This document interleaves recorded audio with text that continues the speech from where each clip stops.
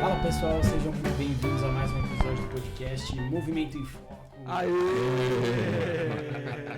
Alta energia aqui. Lá em cima, hein? Começar brindando, estamos Vambora. aqui, o quarteto fantástico da fisioterapia, Cássio Franco, eu e Cris nos bastidores e o nosso convidado da vez, Rafael Pinheiro, seja muito bem-vindo. Muito obrigado. E Rafael Pinheiro está aqui para falar com a gente sobre o tema O Paciente nas Entrelinhas. Brevíssima apresentação sua agora e você vai complementar, a gente vai querer saber sua história, por que você é a pessoa a estar aqui para falar sobre esse tema. Psicólogo formado pela Universidade Anhembi Morumbi, realiza atendimentos na clínica, 7 anos atuando em ambulatório e pai de pet. 3 gatos. Sim, com muito orgulho. Isso deve falar alguma coisa a respeito da sua personalidade. Demais. A gente teve um episódio, eu não estava presente, com a veterinária, né? Como que ela chama? A veterinária do Teco. A Lívia. do Teco. Que eu ouvi depois o papo e ela comentou, não, a pessoa que tem uma alta autoestima, ela precisa de gato, porque o gato você chega em casa e ele não dá a mínima bola pra você. Total. E a pessoa que tem uma baixa autoestima é bom que tenha um cachorro pra ser um amigo, assim que você chega, ele fazer festa e tudo mais. Quantos gatos? 3? 3 e vou te falar que... A autoestima tá lá em cima. Tá gigante. E vou te falar que ali também, pra você encontrar demonstrações de amor, também pelas entrelinhas. Porque ninguém vai pular na tua perna. Inclusive, tomou uma mordida recentemente. Né? Rapaz, vacinação é sempre um momento delicado. Viram jaguatiricas. Nossa senhora, chitas. Exato. Enfim, cara, vamos lá, vamos falar um pouquinho antes da gente entrar no papo sobre você. Quem é o Rafael Pinheiro? Porque o Cássio te trouxe aqui. Boa pergunta. Boa pergunta. Tava faltando gente, né? Provavelmente. Vai o Rafa mesmo. Vai o Rafa mesmo. Se só tem tu, vai tu, né? Quem é que cancelou mesmo, Cássio? Bom, obrigado pela apresentação. Estou na psicologia já, vou entrar no 5º ano já de formado na psicologia. Minha trajetória não começa na psicologia, eu já tive uma graduação antes da psicologia.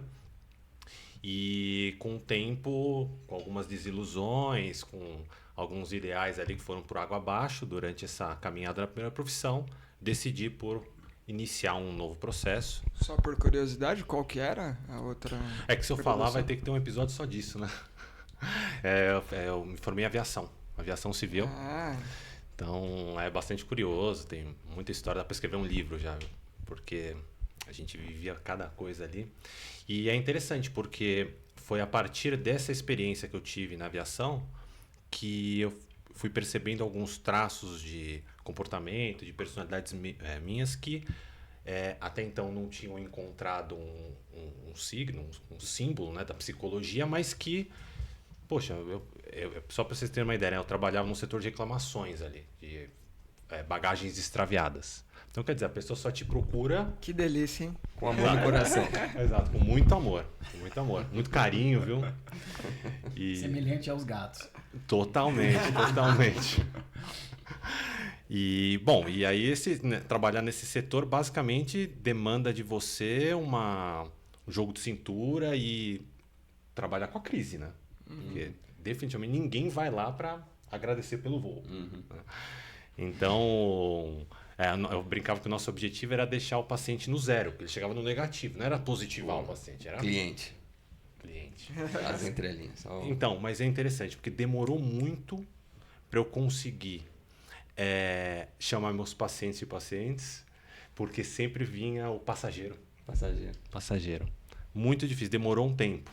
Agora eu não me policio mais, né? Se aparece é por um ato falho, mas na época era toda hora passageiro. Porque paciente de psicanálise não é nada passageiro, né? Ele é eterno. Então, isso é um tema meio polêmico, né? Polêmica. O que o Cássio quis dizer nas entrelinhas, hein? Eu peguei entrelinhas dele, tô jogando o jogo dele. Não, é verdade, assim, isso causa bastante fantasia nos pacientes e até mesmo nas pessoas que têm algum interesse pelo processo psicoterapêutico, né? Que é quando que ele termina, né? E isso é bastante subjetivo também, né? Porque entra questões de período de vida, às vezes a pessoa começa a não ter aquela mesma disponibilidade a nível das coisas do cotidiano, às vezes ela passa a não ter a mesma disponibilidade a nível de um compromisso com o processo terapêutico, por exemplo. Então, a gente começa a perceber com o terapeuta, por exemplo, às vezes um esvaziamento, você começa a perceber alguns comportamentos, faltas reiteradas, né? Mas o término do processo psicoterapêutico, eu costumo dizer que é um término que ele é construído a 4 mãos, né? 2 minhas, 2 tuas, né? E então não é algo impositivo, também é difícil dizer, né? Na verdade, a gente não trabalha com o conceito de cura, né? Então, beleza, você tá curado, amigo, segue sua vida. Era louco, não é mais? Exatamente, vamos tirar isso da tua capivara, né? Pode circular à vontade. Pode. Ninguém vai te frear agora. E na verdade, durante o processo terapêutico, a gente percebe que os grandes freios vêm do próprio sujeito, né? Que está ali na tua frente e tudo mais, né? Então, eu acho que nesse sentido seria assim, pode ir que você não vai se frear mais, né? Então, respondendo a tua pergunta, não sei se eu respondi, né? Ou se deu uma esquivada, mas o término do processo ele vai no sentido de uma construção, né? Não é nada impositivo, você está de alta, está de baixa.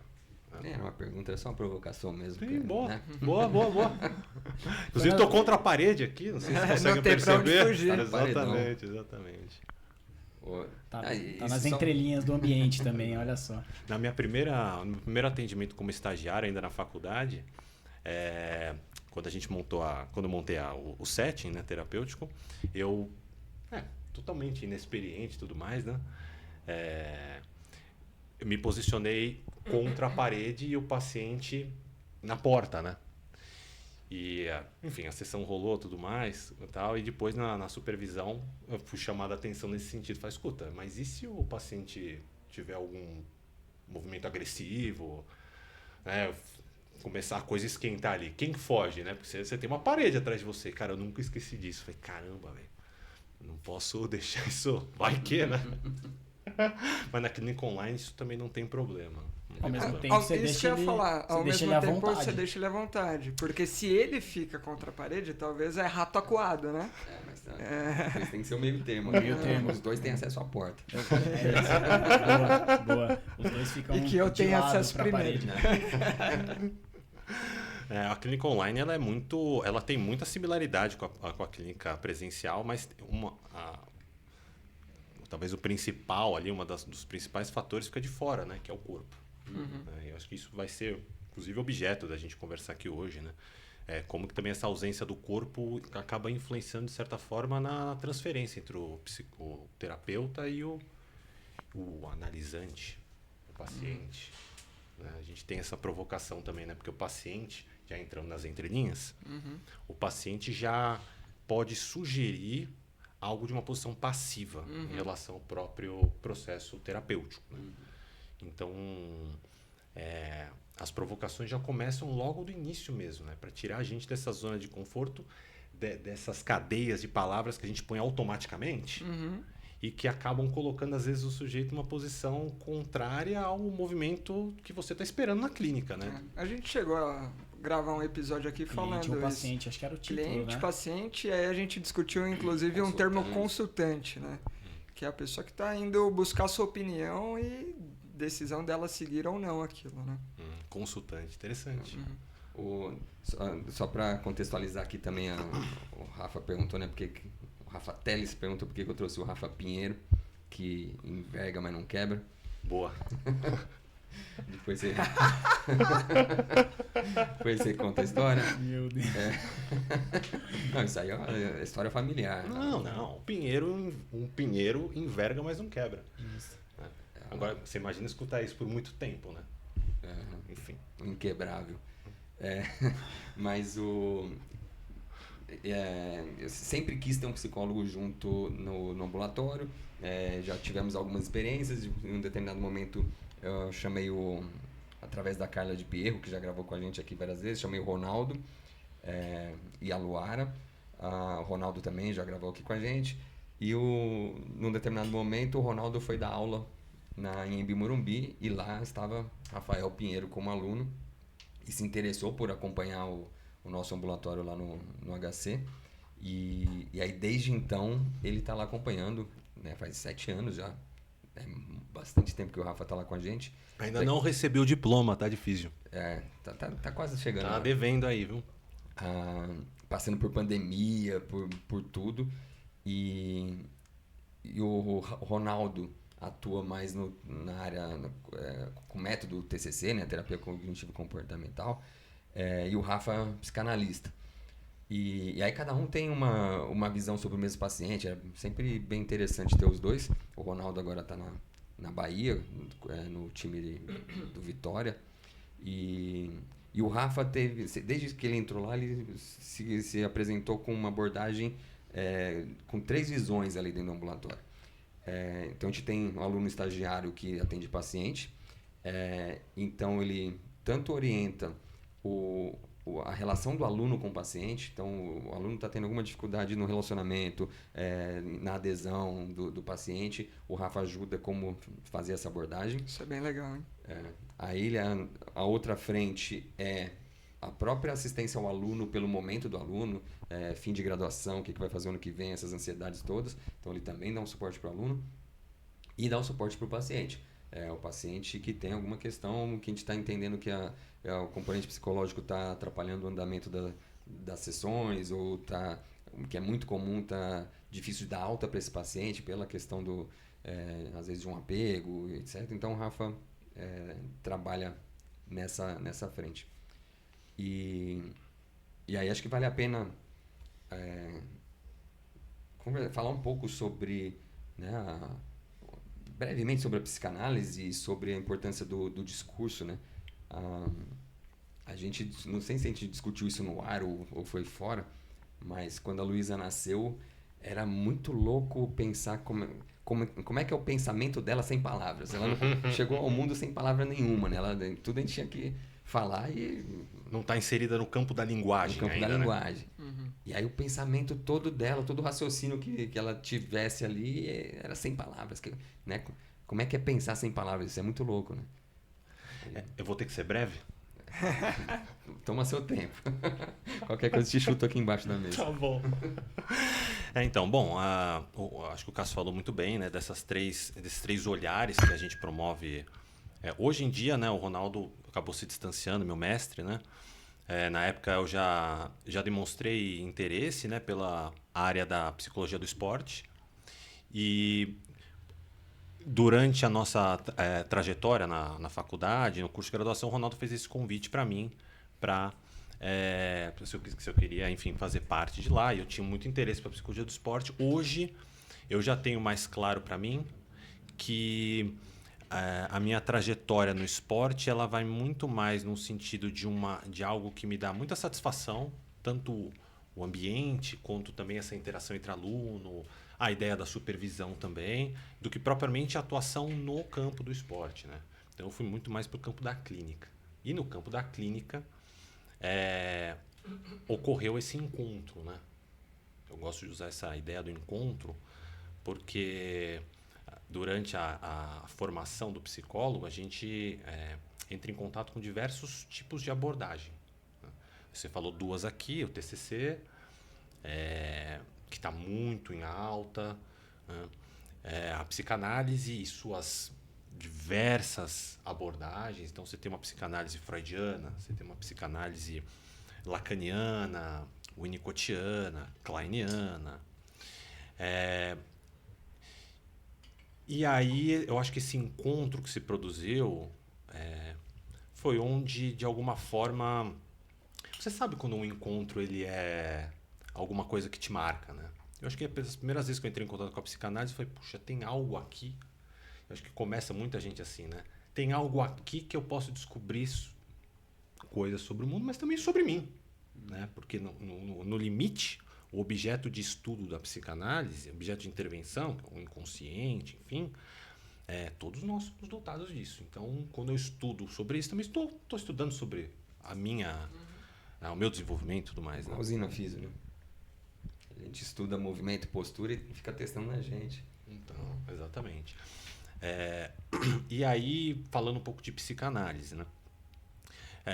A gente está pensando numa abordagem teórica, numa linha de atuação fundada no ano de 1900.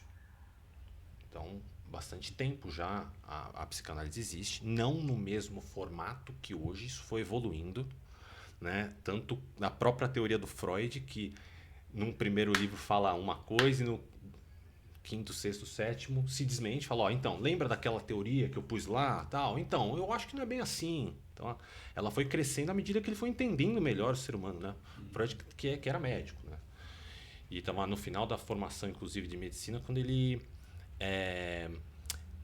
recebeu um convite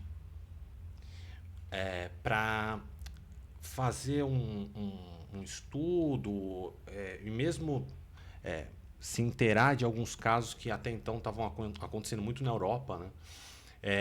Das mulheres histéricas. Então, a psicanálise ela se funda a partir do estudo sobre a histeria, mas também a partir da interpretação dos sonhos, que a gente diz que é a obra fundamental. A gente vende com 1900, tá? Para ficar número cheio, mas eu acho que é 1901. Tá?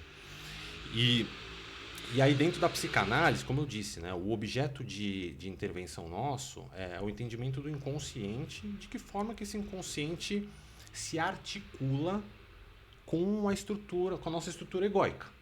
Né? E o nosso a nossa principal matéria-prima para desenvolver esse trabalho investigativo, antropológico, porque a coisa vai para além, né? Algumas vezes o indivíduo traz algumas referências que vêm dos pais, que vêm dos avós, que vêm dos bisavós. Tipo Pinheiro. Por exemplo. E de que forma que isso vai marcando a existência daquela linha, né? Eu até brinco com alguns pacientes que... falei paciente, não passageiro, hein? Legal, voltamos. Às vezes eu comento com alguns pacientes uma ideia, às vezes está se queixando de alguma questão passada por identificação, né? Tô agindo que nem minha mãe, tô agindo que nem meu pai, tal. E às vezes eu brinco com eles assim, vamos arrumar um tesourão pra gente aparar essa árvore genealógica, porque parece que esses galhos estão pesando demais, né? Então, o movimento clínico da psicanálise vai nesse sentido, de entender quais são as dinâmicas do inconsciente, como esse consciente se manifesta, como que esse ego se coloca a partir dessas demandas, né? E, ao mesmo tempo, como que esse indivíduo, estou falando do endógeno ainda, né, do inconsciente, do ego, se relaciona a partir disso com o mundo externo, né, que é o que a gente acaba encontrando lá no ambulatório, né, essa relação desse indivíduo com esse mundo externo. E aí, a linguagem? Linguagem. Bom, em relação à linguagem, eu vou pegar até o gancho que você falou da tua filha. Que é o seguinte. Imagina, e você vê como foi difícil para você elaborar e representar a ideia de que ela está tentando se comunicar sem linguagem. Então a gente está pensando, e aí é um olhar um pouco mais lacaniano da coisa, tá? A gente tem que pensar que o indivíduo, ele nessa primeira fase da vida dele, ele ainda não está inscrito na linguagem. Ele não ainda... Esse indivíduo é como se ele ainda fosse o mundo inteiro. Não que ele fizesse parte de um mundo. Então a gente até fala que a libido, o investimento libidinal desse bebê é dele para ele mesmo, né? Porque não existe o outro. Então a gente pensa assim, o bebê tá vendo, chora e a mãe traz o peito para a criança mamar. Para a criança, na verdade foi um grito de angústia, sem nome. Eu não sei se isso que eu estou sentindo é fome, é sede, é dor, é um grito sem nome. E que quando ele recebe, por exemplo, o seio da mãe, na verdade ele acha que ele mesmo está se resolvendo ali. Entendeu? Então, é uma libido autoerótica que a gente fala, dele para ele mesmo. E aí o que acontece? Depois de um tempo, esse indivíduo ele começa a se inscrever na linguagem, e aí o Lacan trabalha um conceito que muito famoso da obra dele, que é do estádio do espelho. Porque até então o corpo do bebê ele é totalmente desintegrado. Até vou pegar emprestado um outro termo do Winnicott, que é um corpo não integrado. Porque o desintegrado dá uma ideia de que um dia ele foi e desintegrou. Então a gente está falando de um corpo não integrado. E quando esse indivíduo passa a se reconhecer enquanto imagem, então imagina assim, você acha que você é o mundo. Aí eu vou lá e te coloco na frente de um espelho. Aí você fala assim, opa, peraí. Está acontecendo alguma coisa aqui. Eu tenho contornos. Para além dos meus contornos, não sou eu. Tem algo além de mim. Então isso dá uma bugada na cabeça da criança, né? Inclusive esse trabalho de integração do corpo já começa muitas vezes pela mãe. Do tipo assim, ó o pezinho, toca o pezinho. Ó a mãozinha, mas tipo o bebê tá, mano, tá, mãozinha. Não sei o que é isso, mãozinha. Tô tendo uma sensação aqui. Exatamente. Que talvez eu mesmo esteja causando essa comigo. parte tá tocando essa parte, mas o que é Exatamente. cada uma delas, né? No limite, quem é você, né? Porque falar mamãe, o que é mamãe? A ideia de mãe também é uma construção, né? Tem alguns pacientes que chegam na clínica e falam, olha, depois que eu tive filho, eu percebi que eu nasci, minha função é ser pai. E aí você fala, tá bom, o que é ser pai? Que cadeia de palavras, de nomeação que você carrega consigo, que te dá essa imagem de que você é um pai. E aí a gente começa a entender que identificações que se traz, que identificações que se nega. Por exemplo, ser pai para mim é ser diferente do que foi meu pai. Tem um paciente que é bem claro isso. Tá, e qual que são as diferenças? Me explica isso. Ai, vou do psicanalista com isso. Que hora que você vem com uma frase conclusiva assim, nasci para ser pai, ele fala, mas o que é ser pai? Aí a gente desmonta, né? Você fala... Eu não sei, você vai ter um filho, porra. Objetivamente é isso. Aí vem, então legal, todo mundo que tem um filho é um pai? Aí fudeu, né? Sócrates e Freud junto pra te fuder, né? Não, mas isso faz muito sentido e é explicado nessa teoria estrutural da lacaniana, né? A gente está falando dos registros, né? Porque esse primeiro registro que a gente está falando, da não linguagem, do corpo não integrado, de uma libido do ser para o próprio ser, o Lacan nomeia como o registro do real. Então o real é o inominável. Depois eu vou fazer uma alegoria, talvez bugue um pouco a cabeça de vocês, mas é mais ou menos para essa linha. Depois que o indivíduo ele começa a constituir a sua imagem, a gente está falando dessa libido autoerótica, migra para uma fase narcisística. Inclusive, aí cabe uma pontuação de que no senso comum a gente entende o narcisismo como uma coisa ruim, talvez desadaptativa. Né?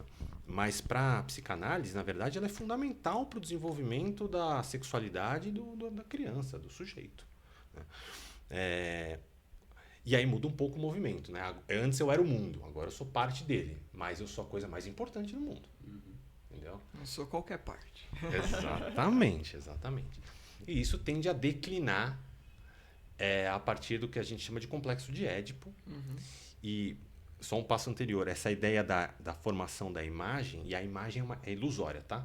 O bebê, quando se olha no espelho, pela primeira vez ele vê um bebê shapeado.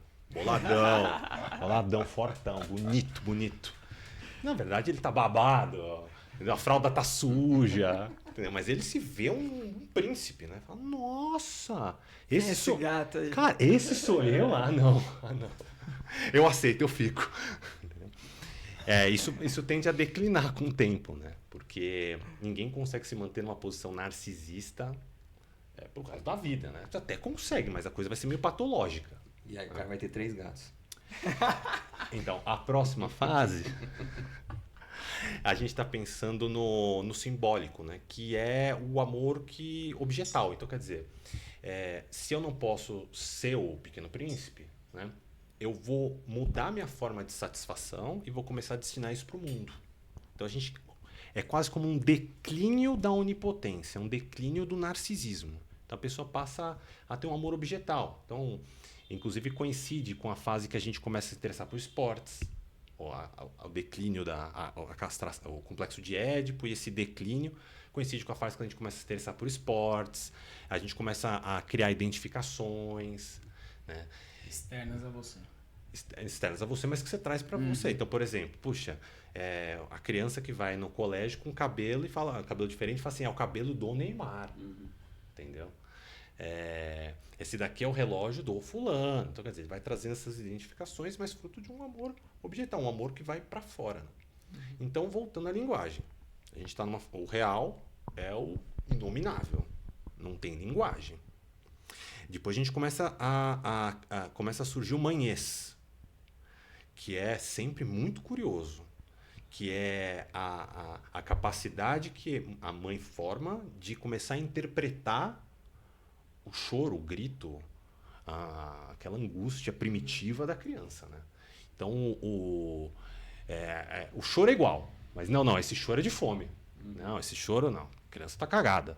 Nossa, como é que você sabe? Que já é um protótipo, né, de uma entrada na linguagem. E só para eu aproveitar, nesse momento seria mais a mãe entrando na linguagem ali primitiva da criança do que a criança necessariamente entrando ali num sistema de linguagem tal qual o nosso. É isso? Então, quando você passa dessa libido autoerótica para uma posição narcisista, é quando você começa a lidar com aquela realidade do tipo assim, ó, mamãe sempre está aqui comigo. Eu choro, alguém me atende. Eu choro, alguém me atende. Mas com o tempo, a figura materna, vamos mudar, tá? Figura materna tem as suas próprias obrigações, tem o seu próprio desejo. A criança vai lá, grita, a mãe não vai lá atender porque ela está no telefone falando com o chefe dela. Está querendo saber quando que ela volta da licença maternidade. Então, quer dizer, a criança percebe que o desejo da mãe passa por outras coisas. Não só por ele. Isso tudo é vivido com uma certa dose de angústia pela criança. Então, o narcisismo é a resposta que ele dá para isso. Então, eu vou começar a entrar na linguagem para tentar recapturar. Para tentar voltar àquele gozo total. Eu sou tudo. Né? Só que isso, num desenvolvimento saudável, a criança tende a declinar essa onipotência, esse narcisismo, porque a vida é assim, né? Tudo não terás. Mas tem algumas características interessantes em relação à linguagem nessa fase, porque começou essa linguagem, né? A criança foi apresentada a linguagem. Só que até então a gente está falando de uma linguagem de um único sentido. Ainda não temos o duplo sentido. E isso vai fazer uma diferença muito grande. Esse único sentido é mais ou menos quando a criança começa a perguntar para você assim, é bonito ou é feio? É grande ou é pequeno? Não tem outras possibilidades. Ou é um ou é outro. Não tem um duplo sentido, porque o duplo sentido tem essa característica. Um exemplo. Existem fisioterapeutas e fisioterapeutas. O que eu quis dizer com isso? Na cabeça da criança. Não, na tua cabeça. Sim. Existem fisioterapeutas bons e ruins. Mas usa a mesma palavra. Sim. Como é que você entendeu? Porque a palavra é furada. A palavra não é concreta. Ela é furada. A palavra quando a gente passa para o campo do simbólico, a palavra ganha o duplo sentido, ganha o furo, né? E esse furo, ele permite com que a gente se adapte às demandas. Isso é saudável, permite que a gente se adapte às demandas do mundo. E esse furo coincide com algo também muito marcante no desenvolvimento da criança, que é o seguinte, segundo Lacan, o que introduz a falta para o sujeito é a linguagem. Explique. confuso? Concordo que ficou. Que introduz a falta para a criança é a linguagem. Então, eu vi, inclusive, um vídeo de um psicanalista que eu achei interessante. Falei, vou trazer esse exemplo para cá. Então, por exemplo, você imagina uma prateleira, uma estante. Pode ser uma prateleira, para mudar o exemplo. Imagina uma prateleira, e essa prateleira cabe em 10 livros. Você já sabe que cabe 10 livros certinhos. Eu retiro um livro dessa prateleira e te pergunto: a prateleira está completa ou está incompleta? Diria que está incompleta. Bom, a prateleira está completa. Ela não está com livros, é isso? Não sei. Não, um outro ponto de vista. Está incompleta, está faltando um livro. O conceito de completo ou incompleto só aparece a partir da linguagem. Como é que você vai saber se algo está completo ou não completo se você não sabe o que é o conceito disso? Beleza? Então, quando você pergunta a nível do real, fala assim, você não sabe nem nomear aquilo. A nomeação de aquilo é uma prateleira. Já tem um nome para aquilo. Então, no real, a gente não está falando nem de nome. É a história da Luísa, quando nasceu, pensar sem palavras, né? Então, ela tá vendo a prateleira, tá vendo que não tem um livro, mas o que é aquilo, como chama isso? E aí, todo o nosso raciocínio na vida, depois disso, é em palavras, né? Você tá pensando consigo mesmo, tá lá formulando frases na cabeça. E a criança não tem isso, fala que loucura. Exatamente. No que ele, qual que é o... Qual que é a matéria-prima do pensamento? Mas aí faz sentido que seja, não sensações. Sei, né? Sejam as sensações primárias. Então eu me ancoraria principalmente pela visão, tomando como referência. Ela não sabe que aquilo é prateleira, mas se tiver alguma coisa de interesse para ela no que a gente chama de prateleira, ela vai desviar o olhar para aquilo e se comportar em direção daquilo, mesmo não sabendo dar um nome, uma linguagem para aquilo. Sim, pode achar legal, pode achar esquisito, pode achar... O pensamento dela vai rodar em torno daquela imagem que ela conseguiu capturar e registrar. Sim. Só que é algo de um movimento primitivo que você está falando. Palavras, sim, sem só palavras. numa sensação. Exatamente. Legal, não é legal, é bonito, sei lá, me assusta, não assusta. Exato. Muito guiado pelas emoções, né? Meio básicas. Imagina, né? Totalmente. Na verdade, a formação do ego, ela vem na passagem, né? É que não é uma passagem definitiva, tá? Entre esses três registros, real, simbólico e imaginário, mas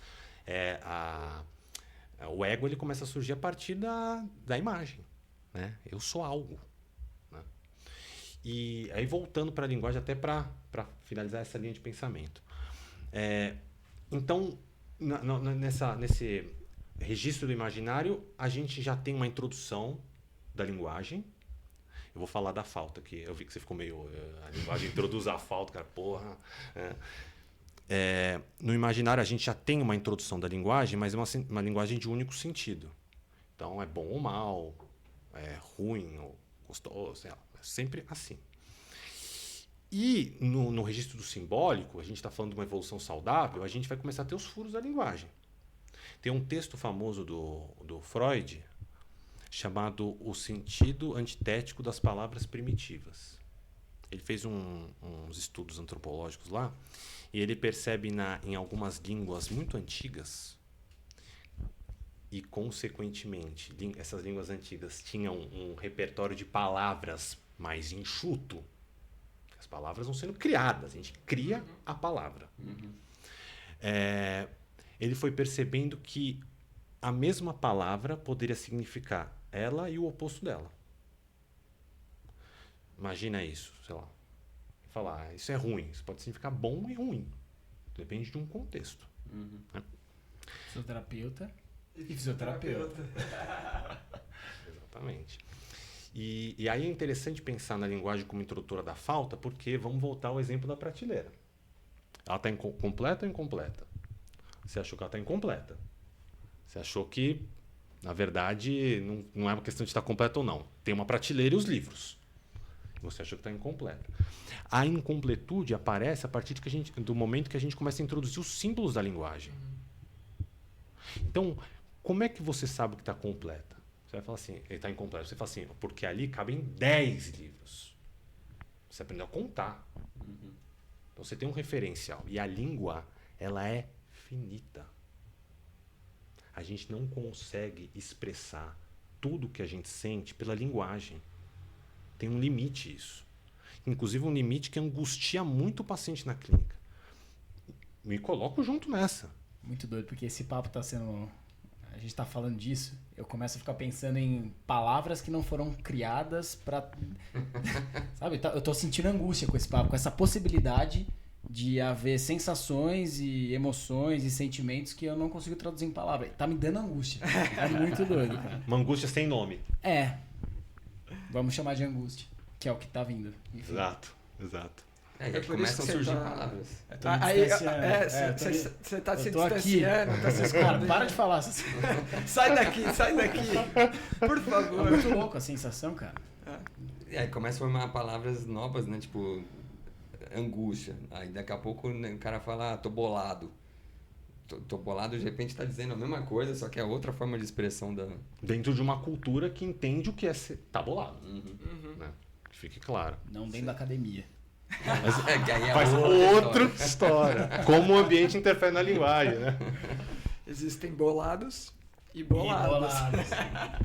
Cara, é engraçado, só o que me veio na cabeça. Vocês vão ficar repetindo isso até o fim, né? Esse exemplo foi bom, cara. Poxa vida. Tem exemplos bons. E exemplos bons. Sem fim, né, cara? Eu fiz psicanálise, e aí eu acho que a minha era freudiana. Eu deitava no divã e ficava lá falando o que viesse a cabeça.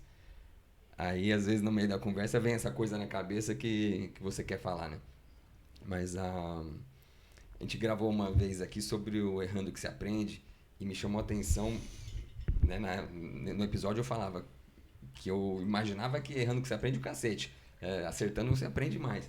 Mas aí até quando eu fui ver a Luísa aprender a encaixar as pecinhas, eu via quando ela acertava, depois ela ia testar o erro também. Então ela botava o quadrado no quadrado, daqui a pouco ela ia botar o quadrado no círculo, para ter certeza que quadrado não é círculo. Então ela também forçava o erro. E aí no desenvolvimento da linguagem, com ela foi sendo meio assim também. Então no começo era papagaia. Quando começou a aprender a falar, falava copo d'água. Ela repetia copo d'água. Qual que é o meu esse aqui? Sim. Copo d'água. Aí você fala obrigado, ela fala obrigado. Se ficar repetindo. Agora chegou numa fase que ela já tem uma interpretação. Então, cadê meu brinquedo? Tá no tanque lavando. Tava sujo, né? Então ela já entendeu o que significa o lavar, o conceito de sujo. E o limpo.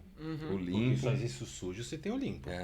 E a relação das coisas, então se tá lavando é porque estava sujo, então já tem um raciocínio por trás ali bem mais complexo, né? E essa linguagem, ela vai dar uma bugada de novo, tá? Vambora. Só pra eu chegar onde eu ia chegar.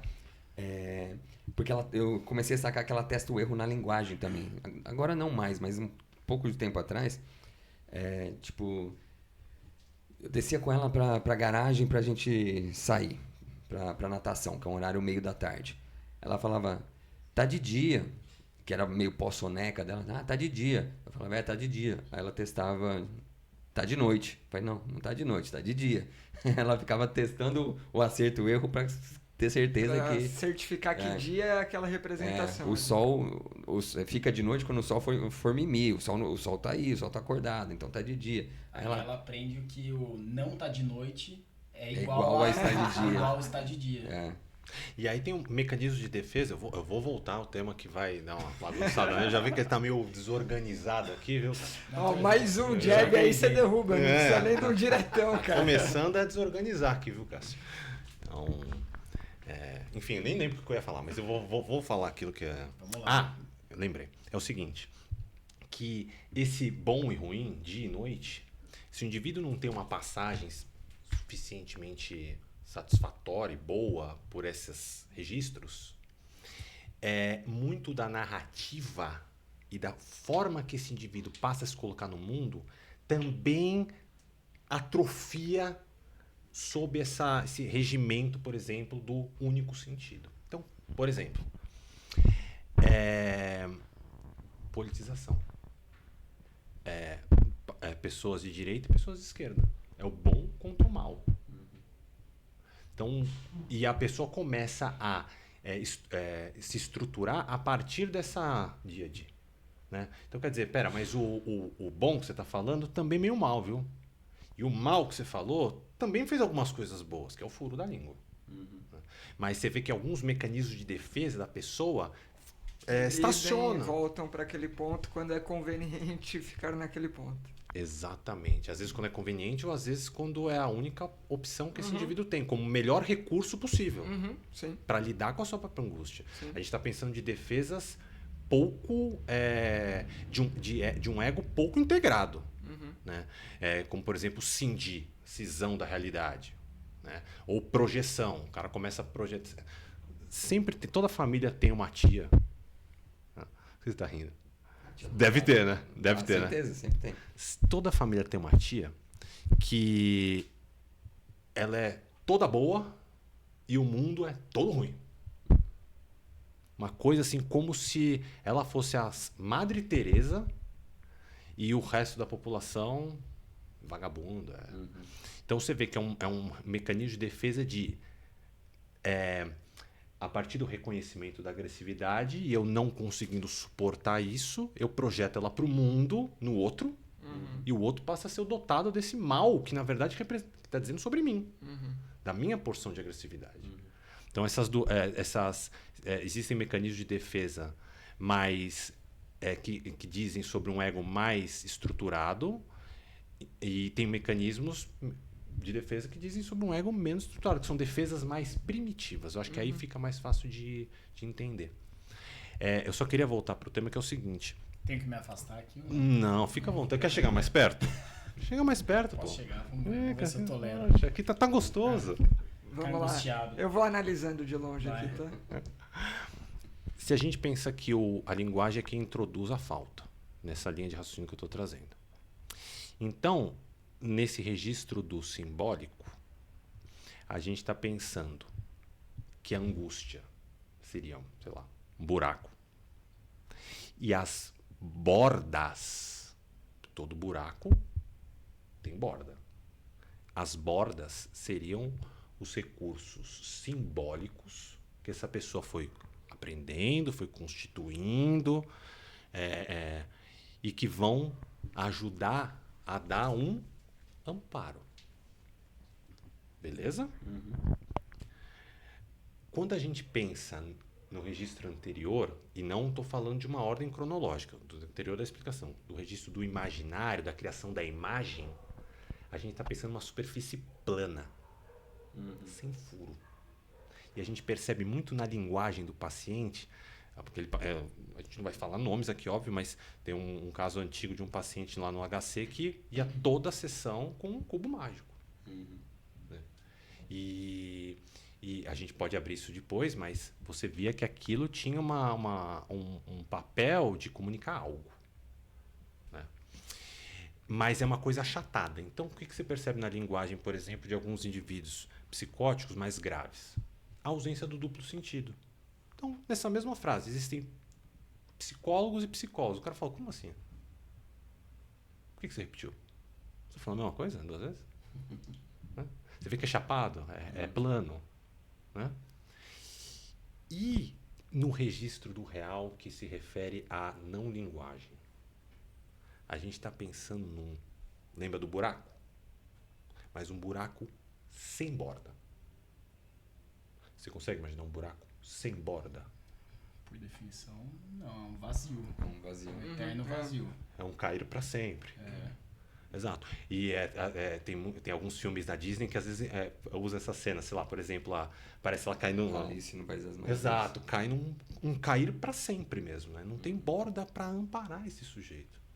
E aí é muito interessante, porque já pincelando um pouquinho no campo das psicoses, a gente está pensando que esse sujeito, perante essa angústia de não ter onde se apoiar, vai ter, por meio do surto, uma tentativa de cura. Isso me deixa muito bolado, cara. Chega até a me tocar, de emocionar, porque se você ficar pensando na história da saúde mental no Brasil, e o que foi feito com a saúde mental até que se instituísse uma lei antimanicomial, que protegesse, que dava mais clareza, que dizia o que é permitido ou não, você só reconhecia esses surtos como uma pura loucura. Né? Esse indivíduo está louco, esse indivíduo está variando. E quando eu tive uma experiência de 6 meses no CAPS, né? Tem alguns colegas, inclusive, que trabalham em CAPS. Você começa a perceber que esses surtos, na verdade, é uma tentativa de promover a cura em si mesmo. É um band-aid nessa relação entre o sujeito e o mundo externo, no qual o ego, que ainda é um ego frágil, a gente está pensando numa fase ainda muito anterior do desenvolvimento, é um ego que não consegue balancear essas demandas do mundo externo com seus próprios desejos. E aí, às vezes surge um surto com uma tentativa de costurar uma trinca que se abre na relação desse sujeito com o mundo. Então, era um pouco dessa ideia, né, que eu queria trazer também para vocês. Legal, vamos entrar em exemplos mais práticos. Você lembra, eu estava falando para eles aqui da paciente que a gente discutiu recentemente, que do dar bola. Acho que é um bom exemplo para a gente entrar. Claro.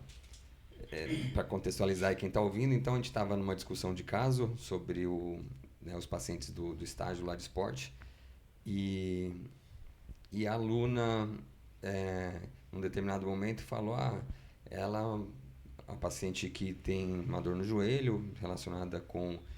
chegou para a gente bem grave, assim, para descer a escada já doía muito, e atualmente está inserindo o handball, que é o esporte que ela joga, já não conseguindo fazer gestos do handball sem dor.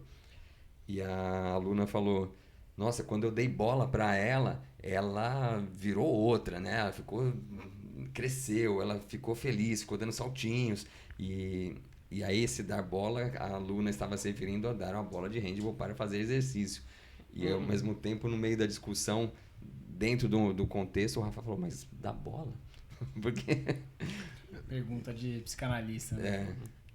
Por que dá bola? Então, tem algumas coisas que às vezes dão aquela coçadinha no ouvido, né? Que é uma coisa que eu insisto muito com os alunos lá, de trabalhar a ideia de uma escuta flutuante. De uma escuta que não está só atrelada ao sintoma, ao biomédico, mas entender... se permitir ouvir realmente aquele sujeito.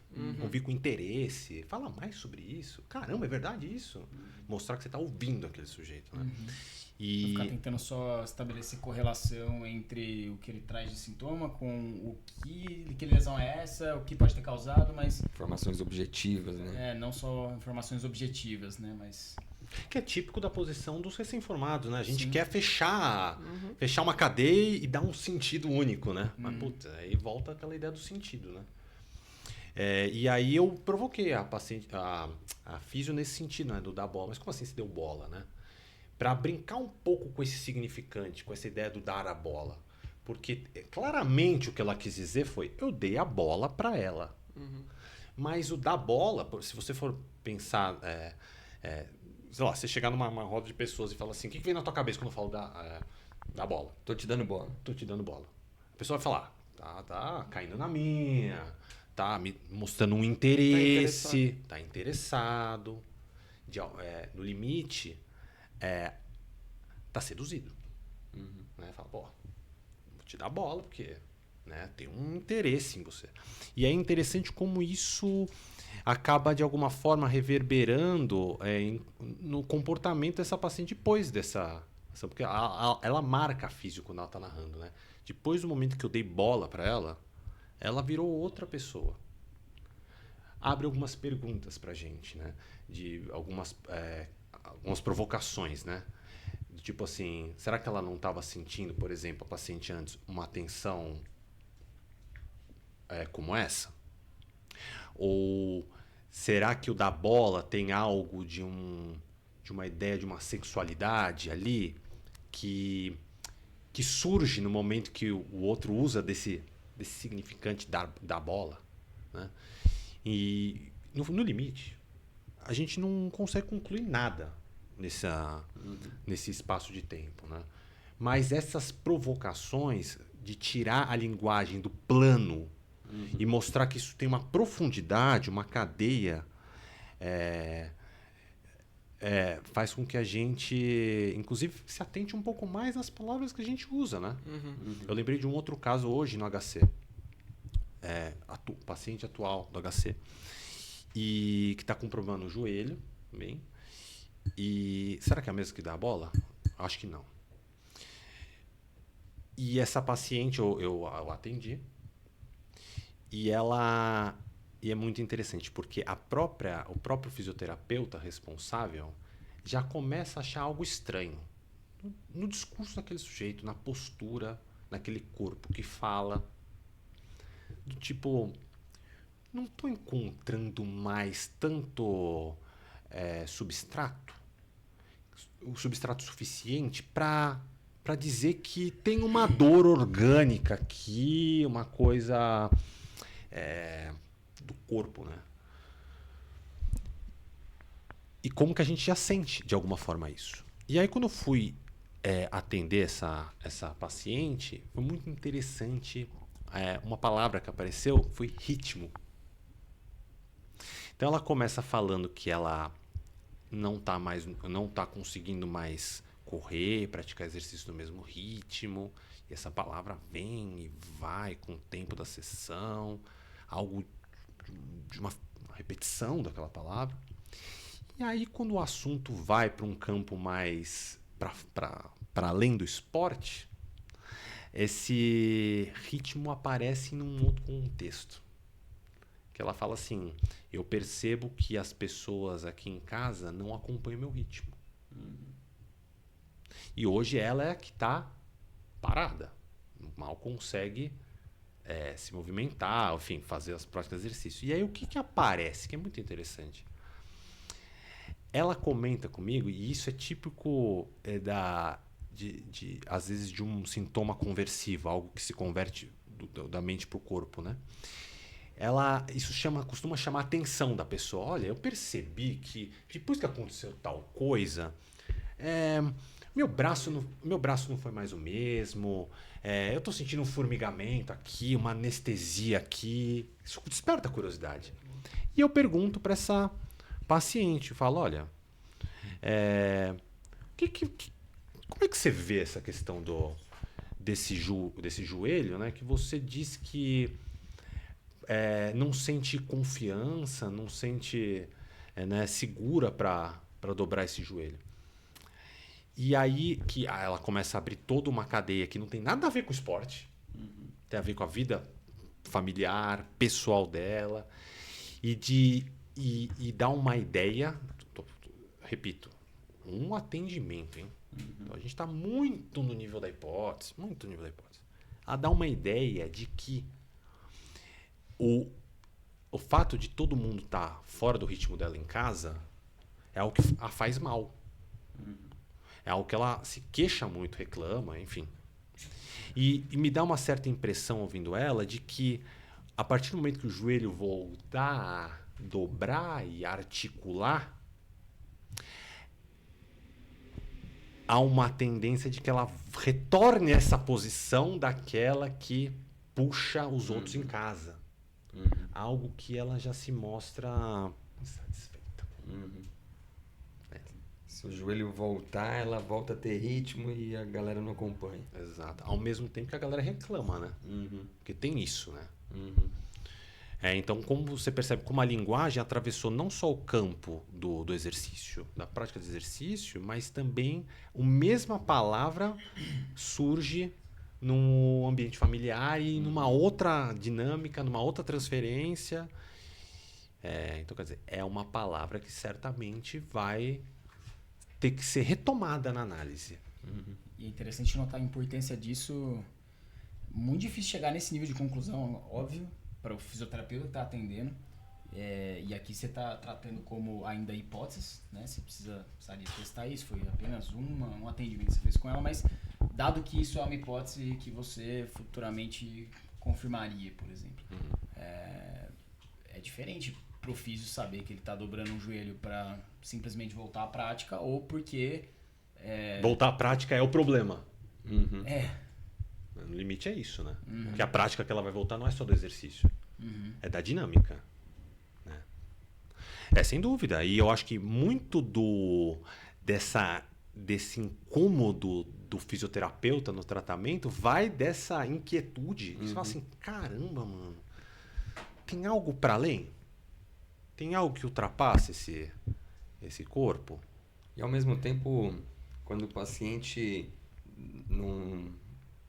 numa dinâmica terapêutica ali, ele consegue entender que dobrar o joelho não está necessariamente relacionado ao conflito familiar, nessa hora dá uma destravada que o paciente deslancha na físio e né, algo que tinha correlação mecânica, dor mecânica, num determinado momento deixa de ter, você percebe que a parte psicológica tá tendo um peso maior, a hora que dá essa destravada o sistema entende que não, posso voltar a correr, que isso não necessariamente afeta a minha dinâmica familiar. E aí dá uma melhorada rápida, né?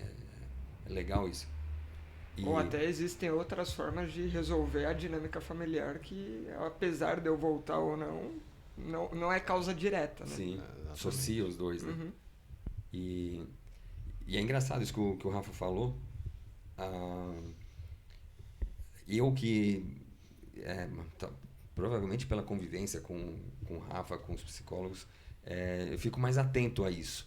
Então, aí daqui a pouco o paciente fala uma palavra-chave ali que eu falo, essa palavra... É isso, a gente vai concluir. E por vezes não vai concluir mesmo, mas te levanta uma bola assim que você fala, opa... Eu me lembro de uma aluna que estava tendo problema com uma supervisora de estágio lá. Quando chega na frente dessa supervisora eu travo, eu não consigo argumentar, eu não consigo... Às vezes eu sei a resposta, mas me trava, eu me sinto desmoronando. E no corpo aparecia se desmoronar também, assim, uma postura... E aí a gente, nesse caso foi um teste lá, a gente fez uns exercícios para reconstruir, para reerguer e através do corpo esse reerguer ajudou ela nessa relação com essa supervisora. A possibilidade das duas vias, né? As duas vias. Mente-corpo, corpo-mente. E no caso, só para retomar um pouco o caso do da bola, era uma... Porque talvez quem esteja ouvindo fala, da bola, esteja meio superficial essa relação que apareceu. Mas era um paciente que tem questões psicológicas, trata com psiquiatra, tem uma questão de... uma pessoa que se enche de atividade, você vê o dia a dia dela e fala, meu Deus, como é que cabe tanta atividade, tanto esporte, de alguém que é amadora, que até você bater o olho, você nem fala que ela faz tanto esporte assim. E tem uma questão de se retrair, de aparentemente uma autoestima mais baixa, e que recentemente esse da bola também casou com antes de aparecer a história do da bola, já tinha vindo uma percepção para mim de que essa paciente está mais bonita, ela está mais atraente, ela está mais vindo para a sessão com uma postura um pouco mais expansiva, não sei se mudou maquiagem, coisas assim, mas eu comecei a sacar... Tem algo de um feminino aparecendo. Tá mais bonita, tem um feminino aparecendo. E aí na sequência entra essa história do da bola, e aí essa palavra casou muito com o contexto. E na hora te engatilhou, né? Fala, putz, eu andei percebendo mesmo, né? Então... Não é questão só da palavra isolada, né? Como o Rafa disse, palavra tem furo, uma palavra pode dizer várias coisas, mas naquele contexto essa palavra ganhou um destaque, né? E quando você saca em algumas situações essa palavra de destaque, a gente não vai concluir, mas se você investir um pouquinho naquela linguagem, às vezes vem vindo... Você acha a ponta do novelo ali, né? Opa. Exatamente. E dá uma certa... Óbvio, assim, você não... Quando tô no ambiente clínico, né? A gente, enfim, às vezes faz uma poker face ali mesmo, né? Mas é gostoso quando você vê que o paciente encontrou a ponta de um barbante e começa a criar interesse por o que... querer seguir. De querer seguir. Porque não adianta o meu interesse, entendeu? Sim. O paciente pode simplesmente se defender. Olha, eu acho que você deveria... Pronto, já fodeu. Tem paciente que se eu falar o que deve fazer. Acabou. Perdi Conheço o passeio. pessoas assim. Conheço muito. Quero nomes. Assim. Tenta me dar ordem pra você ver se eu faço o contrário. Ó, comprou. Nem tava falando de Não, você. mas eu sei que eu sou assim. E eu falo pra Jo isso. Eu falo, cara, você tem tantas maneiras de Pede com carinho, né? Que você fala. querer, de eu fazer o que você quer. Se chegar no jeitinho e falar, queria tanto um cafezinho, de repente eu levanto, eu vou lá e preparo. Mas se falar pra mim, vai lá preparar um café, fala, se fuder. Tá louco? Você tá achando que manda em mim? O jeitinho feminino te toca, né? Pois é, pô. A mulherada não sabe o poder que tem. Com jeitinho feminino consegue o que quer do homem. Muito bom. O que mais, E gente? aí? Estamos já passados de tempo. Ah, não. Tenho tanta coisa pra dizer. Ó, vamos aproveitar a imagem do Shrek que brotou aí. Tinha colocado de propósito pra quem assistiu um filme clássico, né, da DreamWorks, se eu não me engano. Acho que é. E nessa cena ele falando pro burro, explicando pro burro que Porque ele não tinha nada de burro. ele não tinha nada de burro, mas o Shrek estava explicando, ogros têm camadas, e a gente pode parafrasear aqui e dizer que pessoas têm camadas, né? E acho que é isso, na relação entre um terapeuta e um paciente, a gente está acessando inicialmente a camada mais superficial, e aí o que ela está mostrando em palavras ou gestos pode ter muito mais significado atrás, além, né? Então, e essa é a dificuldade, como que a gente acessa essas outras camadas em casos que, pra gente, físio, pode ser até eventualmente determinante para uma aderência de um tratamento, enfim. Não sei se foi uma pergunta, se foi uma provocação para você comentar, enfim. Não, achei sensacional a ideia do burrinho e do Shrek, porque o indivíduo realmente ele tem camadas. E aí, voltando àquela ideia dos buracos, né? Então, desses buracos com bordas, muitas vezes a gente tende a se defender dessa angústia de estar dentro do buraco, tamponando o buraco. E o tamponamento não acontece por acaso. Muitas vezes é uma tentativa do sujeito de não entrar em contato com as suas próprias angústias, com as suas próprias incompletudes, enfim. Então, quando no setting, aí eu tô falando do setting psicoterapêutico mesmo, tem alguns perfis de pacientes que, se você retira a camada, tipo assim, você pega a cebola e retira a camada, o indivíduo vai erguer um muro de resistência. Um muro. Você destampou o negócio. A pessoa se sente nua com aquela camada que saiu. Exposta. Vulnerável. E muitos sentimentos às vezes vêm. Vergonha, culpa de algo ter se revelado. Então, você principalmente pega em discursos de pacientes mais obsessivos, eu vou dar um jeito de provar para mim mesmo que eu dou conta.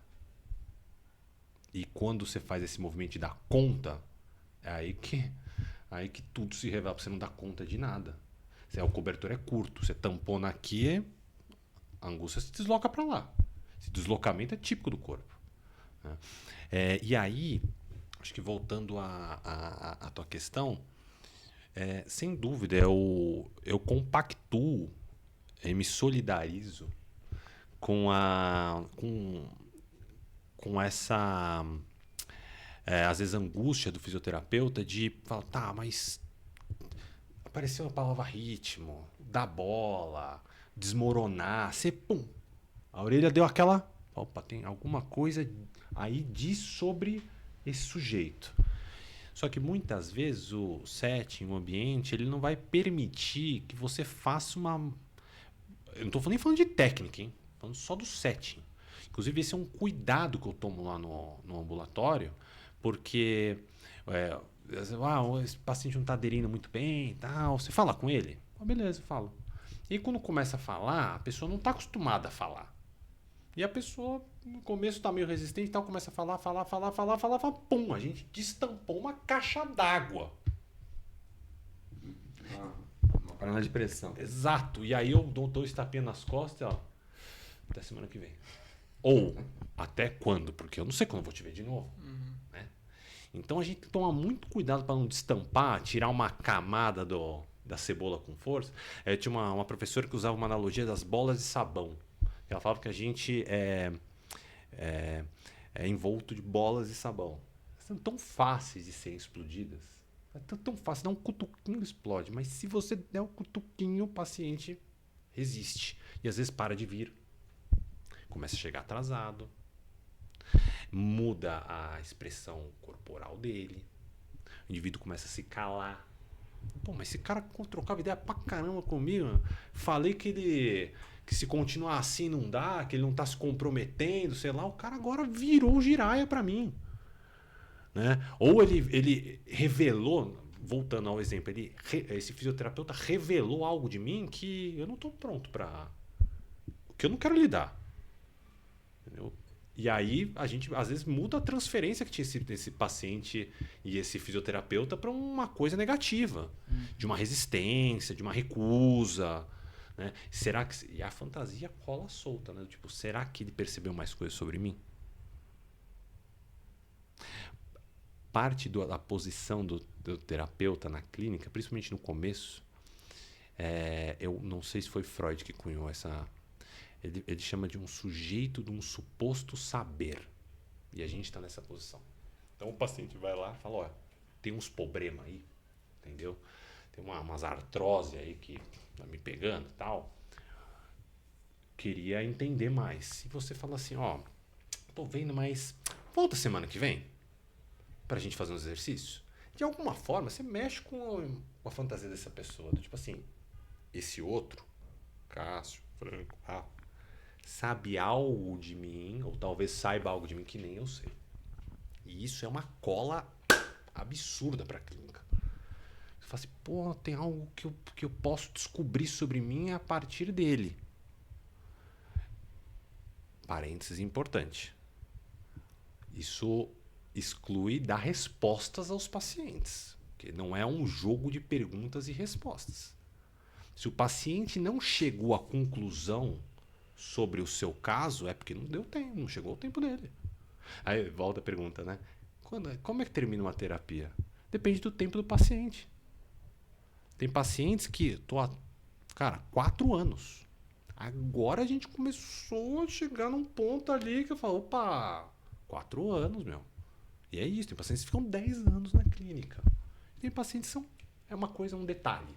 E que às vezes o físio pode não necessariamente dizer o que acontece, mas pontuar aquilo e localizar aquilo. Olha, me parece que há um sofrimento para além do seu joelho. Você não está dizendo que sofrimento que é. Você não está dizendo do que se trata. Você está dando profundidade. É quase como uma psicoeducação, né? Olha, isso pode não ser só isso. Você já pensou sobre isso? Não uma posição de dizer, mas você já pensou sobre isso? Que isso pode ter algo de psicológico? Por quê? Não por nada, eu só queria saber sua opinião, sabe? Discretamente. Né? E voltando à questão das bolhas, né? Das cascas lá, né? Sabe um jeito muito legal de você furar as bolhas e às vezes sem o paciente perceber? E aí o paciente começa a se revelar sem se perceber? Porque quando percebe, volta o muro, né? Opa, destampei demais, eu me revelei. Humor, cara. O humor é uma das ferramentas mais ricas que a gente tem a nosso favor, por incrível que pareça. Às vezes o paciente, quando sempre está numa mesma posição nas sessões, toda sessão não, ele repete de uma mesma posição e goza daquela posição. E aí tem um determinado momento que o cara começa a falar, eu fiz isso, eu falo, não acredito. Você fez isso? Ele me fala sempre que ele fez isso. Mas eu dou uma... Entendeu? Eu uso do humor para intervir. Eu não falo assim, cara, olha aí você fazendo de novo aquelas coisas que te faz mal. O cara não volta mais. Eu falo, nossa, verdade. Caramba. Aí, às vezes, o paciente dá risada junto. Então, quer dizer, tem um efeito de uma liberação de tensão. Putz, olha eu aqui fazendo isso de novo. O próprio paciente estourou a bolinha, tá tudo bem. Segue, não fui... Mas foi uma intervenção pelo humor. Né? Você fazer isso... Então, são algumas intervenções, algumas brincadeiras com a linguagem que a gente pode usar para amaciar essa casca. Super interessante. Não sei se eu respondi a tua pergunta. Respondeu, sim. E aí? Tempo, né? Tempo, né? Uhum. Enfim, infelizmente, mas é um papo que daria pra ficar. Não. Horas. Facilmente. Rafa, obrigado pelo papo. Foi bom pra caramba. Obrigado Agradeço pelo aí convite. o público que certamente ficou ouvindo até o final. A gente pode começar a ter efeitos sonoros. Né? Cara, foi um prazer estar aqui. Esse é um assunto que eu acho que vocês perceberam que eu gosto um pouquinho. Jura? Você gosta ou você gosta? Né?